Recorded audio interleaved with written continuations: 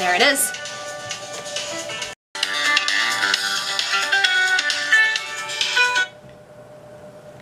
Hello, this is Chelsea.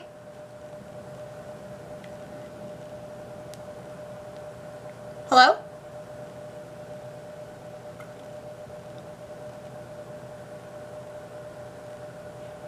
Hello?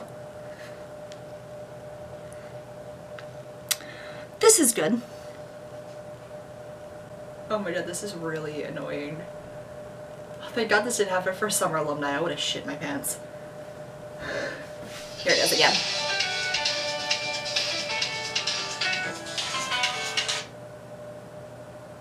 Hello, this is Chelsea.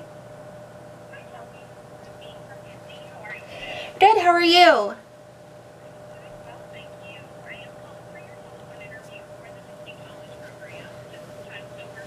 It does. We're going to be together about 20 minutes today. I have some questions to confirm some information, as well as talk about your work experience and the roles you're interested in. And Chelsea, I'll have time at the end of our call if you have any questions for me. Sound good? Perfect.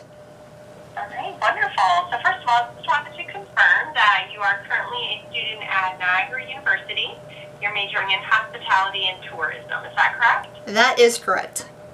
All right. Are you an international student studying in the United States on a visa? No, I'm not. All right. And you have worked for the Disney Company before. You're a Disney College Program alumni. Is that right? I am. Okay. What type of role did you have on the program previously? I had merchandise, and I was merchandise in the Badlands Studios, and it was one of the most amazing jobs I've ever had. Okay, wonderful. Great. And so obviously you are familiar with the Disney look and appearance guidelines. If I'm correct, you just recently left us, right, at the beginning of January? Unfortunately. All right. Do you need a reminder on any of the Disney look guidelines, or are you still receptive to those guidelines? No, I am good. And for costuming purposes, do you have any tattoos, piercings, or body modifications like ear gauges or dermal piercings that are visible outside of a bathing suit? No, just the one hole in the ear that's, you know, normal. All right. Some of our roles may require you to operate a vehicle. Do you have a valid U.S. driver's license? I do. All right. Looking at your application, I did see that you are interested again in the Walt Disney World College program in Florida. You're also receptive to the Disneyland College program in California, but your preference would be for Walt Disney World in Florida. Is that correct? Yes. And for Walt Disney World in Florida, it looks like you are most interested in our Fall Advantage season, which has a May or June start date. But you're also available for the Fall season, which has an August start date. Is that correct? That is. All right. A little bit about your experience with our housing program on your previous program. What was that again? Sorry, you broke up a little bit. That's okay. Tell me a little bit about your experience with housing when you were with us on the last program. Well, I tried, so we had the first arrival date for fall, and one of the girls that went to my school said that she lived in an 8-bedroom in Chatham, and she loved it. So I was like, oh, that sounds like a, you know, great idea. I like people, so I found 7 other girls through Facebook that, you know, we connected really well, and we tried to link with each other, but the arrival date didn't allow us to do that.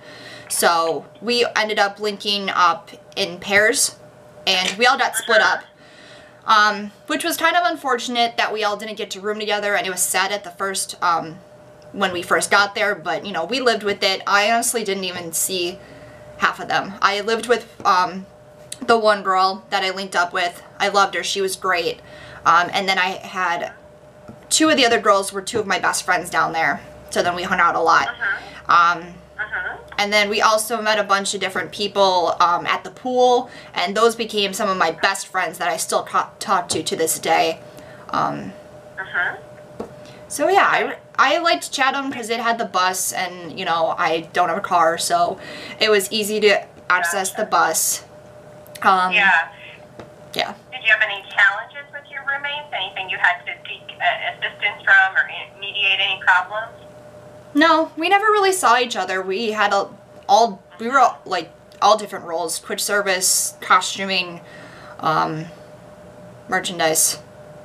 Right. I guess that was it. But like, we were in different places. We all were each in a different park, and we had all different hours. We never saw each other. The only thing that we had problem with was people doing the dishes, but I mean, that's a common problem, so. Right. Okay. All right. How do you think you'd adapt if you were to live with an international program participant? We actually had one. So one of our roommates self-termed in, I think, October. So we ended up getting one of the Brazilian girls, and she was lovely. She was so nice. She was so friendly.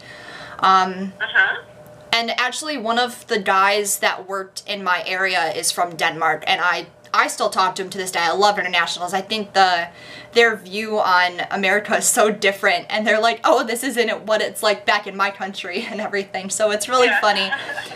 It's really fun to have a different perspective and everything. Right. Okay.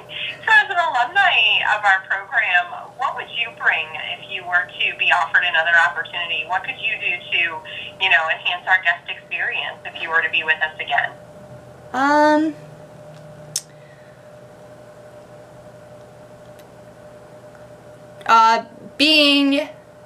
Having done the program already, I, gained a lot of knowledge that I didn't have before.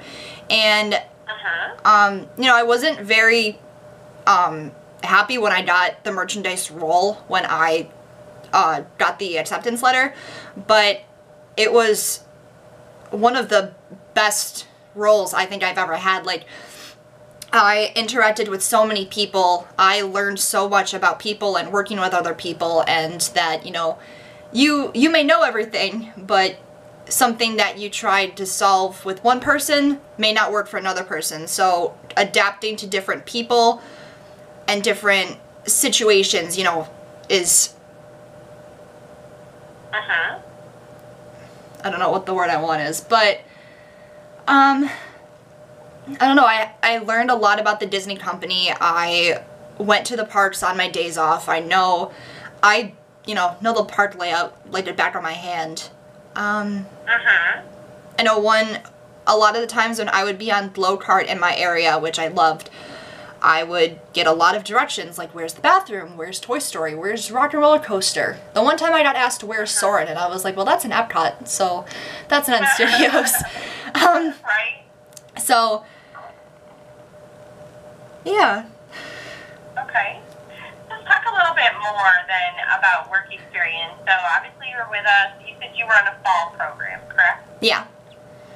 You were on a 5 months approximately with the merchandise role, and then I also see you've been a banquet server for about 3 years previous to that. Did you have any other work experience you wanted us to know about? Anything paid, unpaid, or volunteer? So I did one summer the conference and events team over here at my school, and that was for about 3 months, and it was supposed to be, planning events and help, what was it? Planning events and helping to organize different summer activities we held or something like that. And we had too many people, so it ended up being, we ended up being like front desk people as well as janitors. So it was it was really a challenge, going into something where we had a completely different job description for, and then we ended up doing a different job. So what we did was we rented out a bunch of the different rooms on campus to like different baseball groups and hockey people and whatnot. So we gave them room keys. We would have to run to their room in the middle of the night if they got locked out. What else? Then we would have to go and clean the dorm rooms and everything, so we'd have to go sweep, Lysol everything, make sure everything was neat and tidy.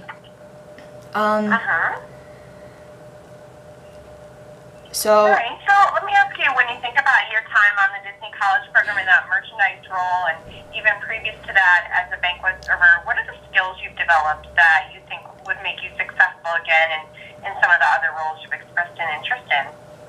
I am a very, big information person, so I like to obtain everything and then it stays with me. So if I tell you, or once I don't know how to phrase that, where I was going with that, but I'm,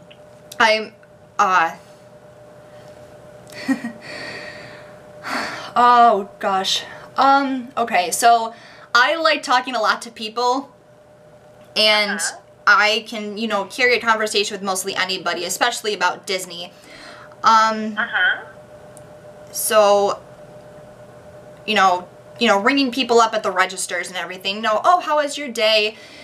What did you do? Did you have fun today? Where are you going tomorrow? Is it your last day? Oh no, you're leaving? That's so sad. What was your favorite time here?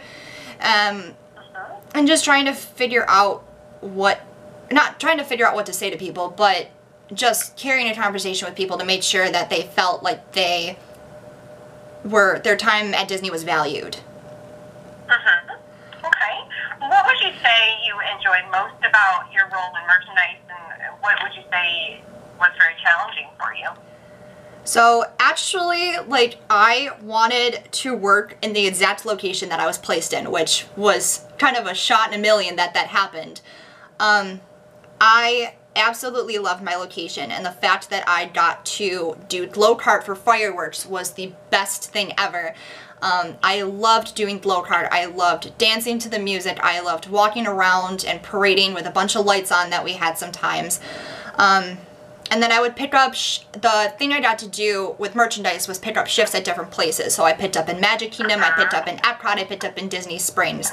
But my favorite part to work in was Hollywood Studios. I liked it. I liked the people. I liked the atmosphere. It just felt more like home than any of the other parts that I worked in. And then my other favorite shift that I did was Fantasmic, which was, again, another glow shift, and I got to dance along to the music and, you know, make people like, wow, she really knows her stuff. And right. So. Okay. Was there something challenging for you there in that role? You know, some days were really hard. Some days, you know, when you were stocking the floor and things, you would go straighten up the Tsum Tsums or straighten up the lightsaber wall, and then you would take another lap around the store, and then everything would be all on the floor again. You know, oh, it's all fine and dandy, and you know, you just pick it up and, you know, put it back to where it was. Right. And one thing that was really challenging in my work location, there was one of the girls, she was a trainer, and then she became a coordinator. She didn't like me at all, and that was really sad. But my last day of work, I was floor stock in Tatooine, and I was the only floor stock there for a good 2 hours, and she came in the back when I was, you know, inserting packages, and she was like, well, if we had another floor stock person, maybe the floor wouldn't look so bad. And I was like, well, I'm doing my job. So, but I thought that was kind of awful to do that to a CP on their last day, but, you know, I just kind of blew it off and did my job and did what I was supposed to do, so. Right.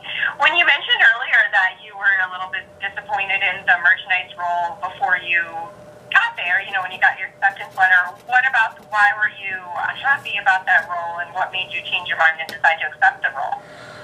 I don't know, like, I just didn't know what retail was like, and I thought retail was, you know, folding clothing and ringing people out, and I didn't know that it had so much guest interaction and everything. But obviously jobs at Disney are a lot different than jobs anywhere else. And one thing I wanted was I think my top role was convention guide. And I said, because I worked with a lot of events before, and since my major is event planning, and since I worked at a banquet hall for weddings, I thought that my best placed role would be in convention guide. But I was like, no, I'm going to accept the offer, and I'm going to make the most of it, because maybe it'll, you know, provide me with skills for the future, and it did. And I'm so glad that I had the opportunity to work in merchandise, and I wouldn't trade it for the world. And if I had the chance to work in merchandise again, I would. It was the most amazing, most amazing role that I could have ever asked for. I met so many people. I made so many magical moments. It was amazing. Yeah. So tell me, I know you mentioned the magical moments, but not every guest is happy. You know, tell me about a specific guest you can remember who was unhappy. Maybe they couldn't find something. You know, just a challenging guest that you remember helping. So we didn't have that many or I was very fortunate and I didn't have a lot of guests like that. Okay. There's 2 times I can think of off the top of my head. There was one time I was on the glow cart, and you know, we had cash aprons, and we only took cash because our glow operation in our area was like so small that they didn't let our managers or our area have the iPads to do like regular register stuff and accept magic bands and credit cards. So we had a cash only operation. I had this lady the one time, and she was like, for a cashless park, why are you cash only? And I was like, well, you know, that's the way it is. And I didn't really know what to say to her, and that really caught me off guard because I never knew how to handle that situation. And I was just like, well, you know, we don't have the capability to do that at the time, but you know, you can go to this other store and get your purchase there. And she's like, well, I'm gonna take it up with your manager, and then walked away. And I was like, okay, that's fun. And then this other time, there was, you know, the annual pass holders are lovely and think they're entitled to everything, but I was in Tatooine on register, and this lady, you know, showed me her annual pass and showed me her license and everything, and you know, I gave her the discount for whatever she was buying, and then she went over to another guy and she pulled it out, and he was like, I need you to see your ID. And she's like, well, I just bought something with this other lady. And he was like, I still need to see your ID just to verify that it's you. And then her daughter bought something and was like, I'm gonna go over to this lady because she was a lot nicer than you were. And I was like, oh gosh. And that was probably in December, and that was the first time that's ever happened. And then she gave me a gift card, and she's like, there's $200 on it. Okay, no problem. I swiped it, and I was like, well, ma'am, the balance is zero. And she's like, what do you mean it's zero? I just bought it. And I was like, I don't know. The balance is zero. Maybe you gave me the wrong gift card. And she's like, well, I'm going to have to call because I just bought that. And then her husband looked at her and was like, that's the wrong gift card. And she was just like, oh. So that was a little challenging because that was the first time I've ever gotten, like, you know, quote unquote yelled at, but I just kind of laughed about it, so that wasn't a big deal. So can you think back to some of the things in your work location that you did to keep safety a priority? Obviously, you know, that's one of our top quality standards. What would you guys do in your work location to make safety a priority? Well, I know for New Year's Eve, I was on glow cart, and the parks, you know, like to max out on New Year's Eve. And I was in the middle of the hub area in studios on glow cart, and I think the jingle bell was going off at 9, if I can remember correctly, and it was probably about 6 o'clock, and I went out in the hub area, and they're just, you know, people just kept coming and coming and coming, so I had to keep backing up in the tape zone to make sure I wasn't interfere with any walkways. And then by the time Jingle Bell had started, I was all the way over by the Hollywood Studios archway by the Little Mermaid, just to make sure that I was out of the way of everybody. And then another time for Christmas, I think the week of Christmas, since the parks were so crowded, we utilized stroller parking and had one of us from Tatooine outside the store, and we were informing everyone who was trying to bring a stroller in that our store is at capacity when the ride dumps, so we have to ask you to park your stroller along the side over here or wait out here with your child, because we can't allow strollers in at the time because it was just so cramped and it was so unmovable in Tatooine. We had to utilize that to make sure the capacity of the store didn't get out of hand. Okay. All right.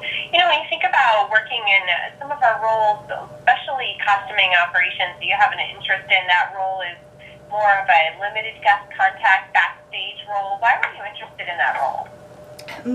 One of my best friends actually works costuming at Festival of the Lion King, and he said he loves it. And you know, I'm not a theater major by any degree, but I did theater in high school, and one of my favorite things to do at the parks is go to see the shows. Lion King, Festival of Lion King, and then Beauty and the Beast are two of my favorite shows. And I just think working with other cast members is a complete different outlook as to working with guests.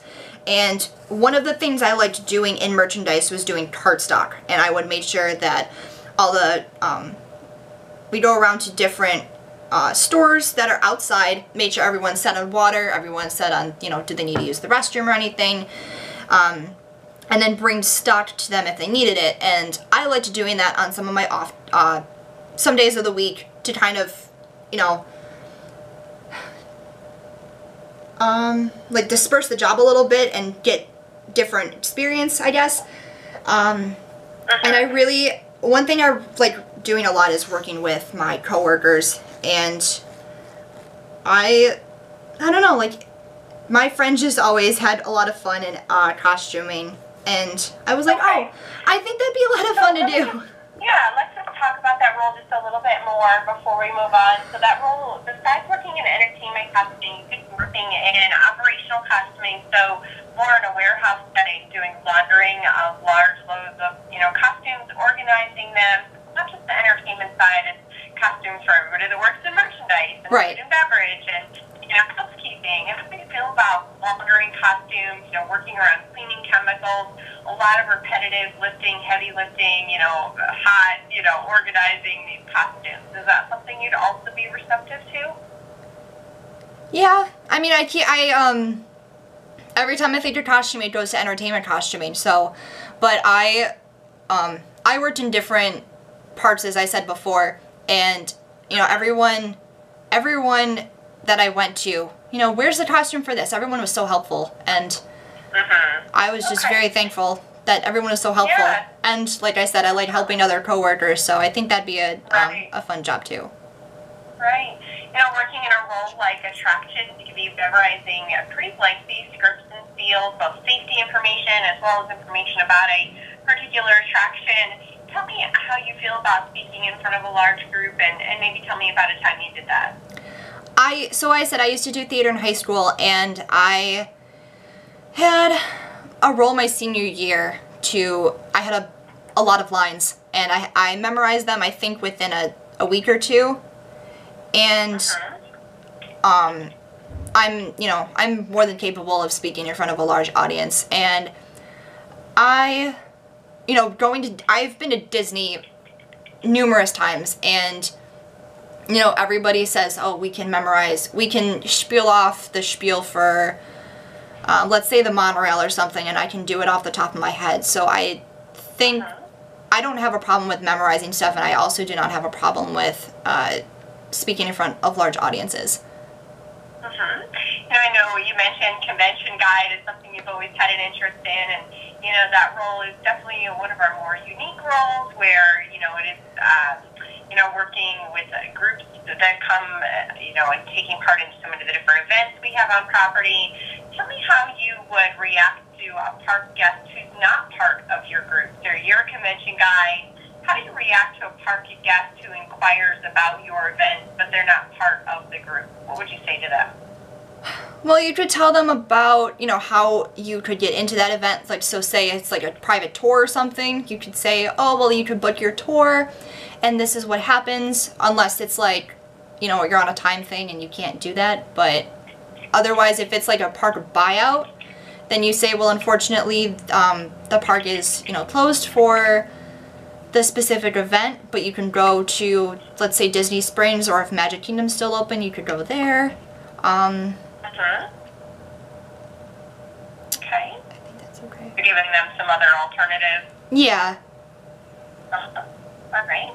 Well, I do want to just reassure you, you know, that you are being considered for all of the roles on your role checklist. I'd like to know, though, from you, based on your skills and experiences, Chelsea, what are those roles you think you're still most qualified to perform? I would definitely say merchandise would be probably the top thing I'd be qualified for. I think I picked up in at least 25 different locations, and I met I met a lot of different people. I wore a lot of different costumes. I had a lot of fun. Right. And the thing I was most experienced on, I think, was definitely glow and handling cash and being on a cash apron, because I tried to trade. I liked being outside more than anything. I didn't like being cooped up in a store. Although, you know, our area had, you know, as we could be in either Tatooine or Stage 1 or the Loop or Cardstock or Glow, and we could, you know, rotate between different stores and rotate between different environments, which I liked a lot. But I try to be outside as much as I could, because not like being inside overwhelmed me, but I like helping as many guests as possible. So I liked being outside in the open where people could see me and come up to me and ask me questions. Okay. And based on the descriptions in the role checklist and the roles that we just discussed, do you feel you are still able to perform all of the essential functions of the roles with or without a reasonable accommodation? Yes. All right. Those are all the questions I have for you today. So just a reminder of what to expect from here. So we are going to be making the majority of our hiring decisions by the end of March. So you can be checking your dashboard for any updates from us. And of course, if you're accepted, you'd get information on how to accept or decline your offer, when to arrive in the role you'd have, as well as contact information if you have any other questions at that time. Did you have any questions for me today, though? So I applied for Summer Alumni. I was just curious if they were connected, or if you could get offered both of them, right? It's potential. Are you interviewing for the Summer Alumni? I saw that application. Did you receive a information to submit to get an interview scheduled? Yeah, my interview was last Wednesday. So I was... Okay, so you already had that. Yeah, I was just curious if they, like, overlapped. Well, not... Or, like, had any conflict with either one getting an offer for either one. Right. So, you know, you would be, you know, if you're going to be offered, you know, Summer Alumni, you would hear that, or if not, you would be, you know, receive information that you are not being considered, so kind of thing for this program as well. Okay, so they're, like, separate? Yes. Okay. Yep. I gotcha. Yeah. All right. What else? Any other questions for me today? No, that's it. All right, Chelsea. Well, it's a pleasure speaking with you. I wish you all the best. I hope you have a magical afternoon. Okay, thank you. I hope you do too. Thanks. Goodbye. Bye.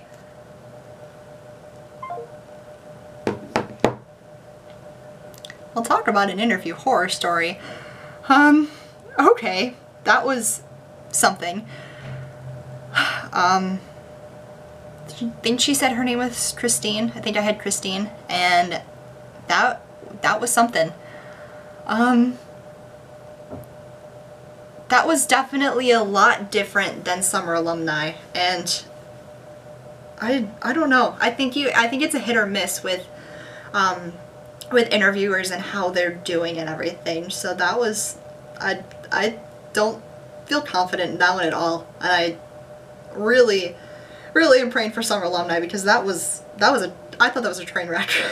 I don't know. So don't do that. You know, prepare.